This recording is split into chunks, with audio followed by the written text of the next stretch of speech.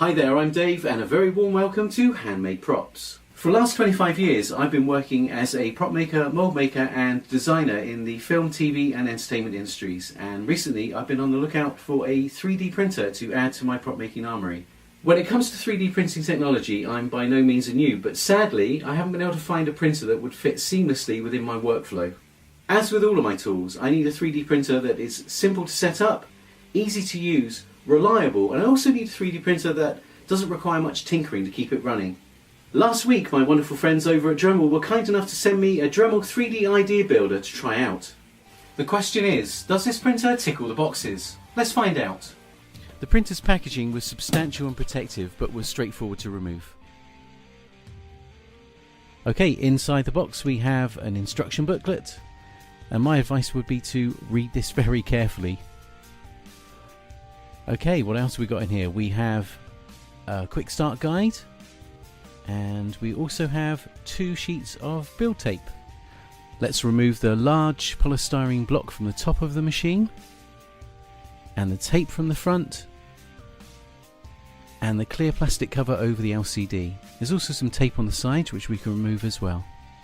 Okay, next step is to remove the polystyrene packaging from inside the machine, and for this we need to raise up the build platform.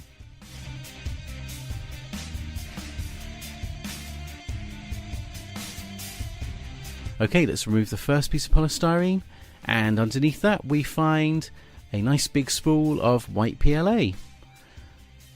Let's remove the last piece of polystyrene from the inside of the machine. Inside the polystyrene you'll find the spool lock, and we're going to need this later on to attach the filament. And also inside the box we've got a power cable, we've got a USB cable, and we've also got an object removal tool. We use this to remove the 3D prints from the build tape. Last but not least, we've got an SD card and an extruder unclogging tool. Let's remove the yellow and black sticker securing the build plate to the build platform assembly, and let's take out the build platform. Now next job is to fix the build tape to the build platform. Now take your time over this because you want to make sure it's absolutely flat with no bubbles. Job done. Okay, let's install the filament.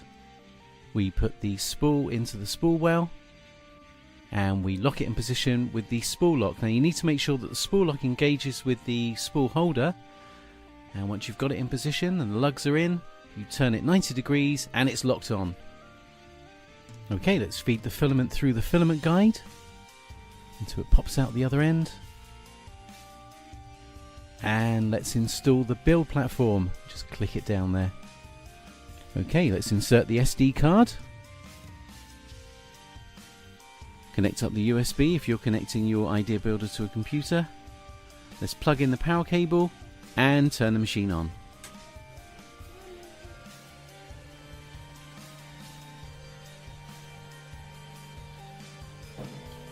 Okay, let's continue with the filament install. We need to click Tools, Filament, and Load. And all we've got to do now is wait for the extruder to heat up, and it goes from cool to warm to hot. Okay, let's insert the filament into the top of the extruder housing. Now it's time to level the build platform. We're going to need this, the leveling sheet. Click Tools, Level. Okay, so the extruder is going to move over to the first position on the left hand side. And what we need to do now is insert the leveling sheet underneath. Now that one feels okay, so we can move on to the next one. Move over to the right hand side and put the sheet underneath. And that one feels a little bit on the tight side, so what we need to do is turn the small blue wheel anti-clockwise to lower the platform. Now if everything's set up correctly, you should feel a small amount of resistance when you slide the leveling sheet between the extruder and the build platform. Okay, let's click Next, and the extruder moves to the back position, and yep, that one feels absolutely fine. Now we've got everything set up, I'm keen to see the quality of the prints the Idea Builder can produce. Okay, let's print something.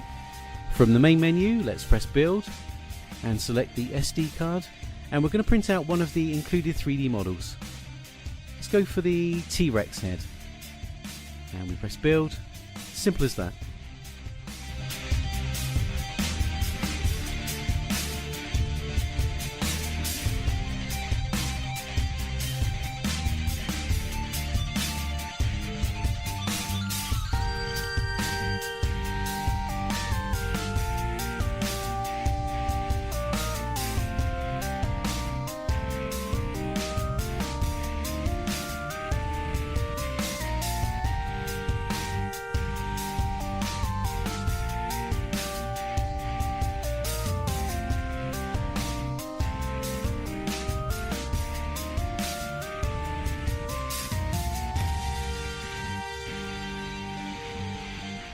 Now that we've got our test prints done, let's take a closer look at the results. Now the print quality from this machine is impressive. It's picked out all the detail around the eyes there and on the teeth. Now don't forget, this is a print straight off the printer. I haven't done any cleaning up whatsoever. This is basically how it comes off the machine.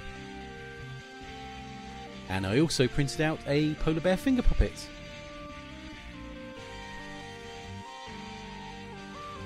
Now the Idea Builder is a pretty nippy machine as well, which is an absolute bonus when you're working to tight deadlines or you're just plain impatient like I am.